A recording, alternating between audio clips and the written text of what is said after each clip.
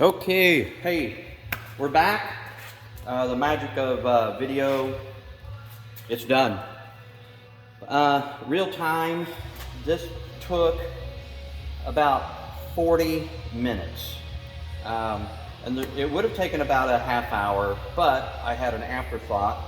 As we spoke, this was the piece that had a gap in between the two layers of metal and major rust set in.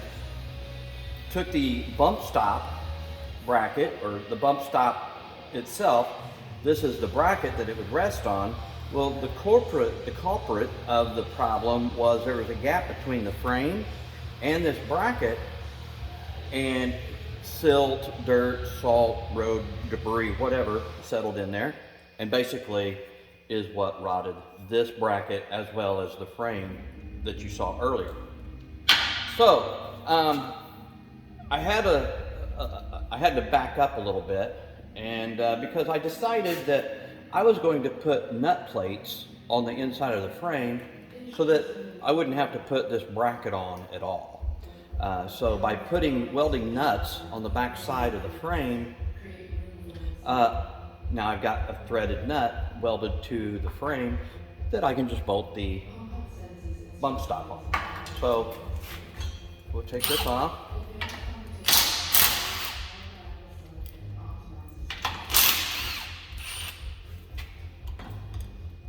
And you can see, here's the finished repair. Now, I don't like this. I just don't. I like to have my stuff machined down and really smoothed out. But I have to have it somewhat flow into the rest of the environment, being the welded seam on this frame. Now, this Ford Bronco is a really stout frame.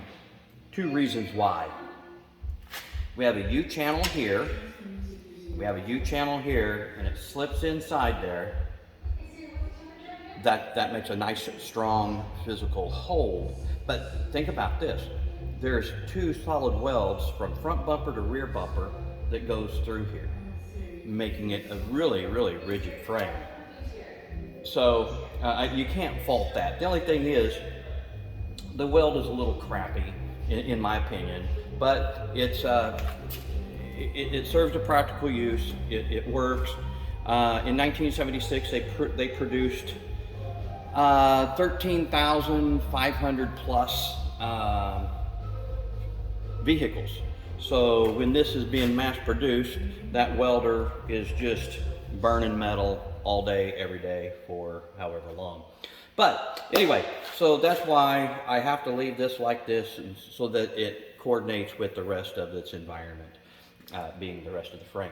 So you can see that I've got my nuts, my nut plates in here. I welded on the back side. Now, once I get everything painted and I start going for the final build, I just bolt that booger right on there, and that's a done deal. Same thing on the other side. It's all finished off, and I made it look like it belongs. I keep wanting to go back to a crappy weld, but it just looks like a crappy finish to me, because I really like to have my metal work finished out nice and smooth. But as you know, we can't do that. We've got to blend in with the rest of the frame. But okay, so anyway, that's the finished product. We're ready for our undercoat. We're ready for our finished top coats, and that comes later. Right now, I've got about at least four more areas that need attention, just like this, and we'll get back as soon as I get that part taken care of, as well as putting the other 4 spring shackle mounts on, and I'll be back to show you the procedure and hopefully the finished product before the end of the day. So I hope this helps. Leave a comment, good or bad, what I can do, what I can be more descriptive on. I'm never too old to learn. I would enjoy others' tips and tricks, but this is one right way. For every right way to do something, there's probably 25 wrong ways. So Remember also that you pay just as much money to have it done wrong as to have it done right. So let's make sure that it's done right the first time. So, we'll see you later.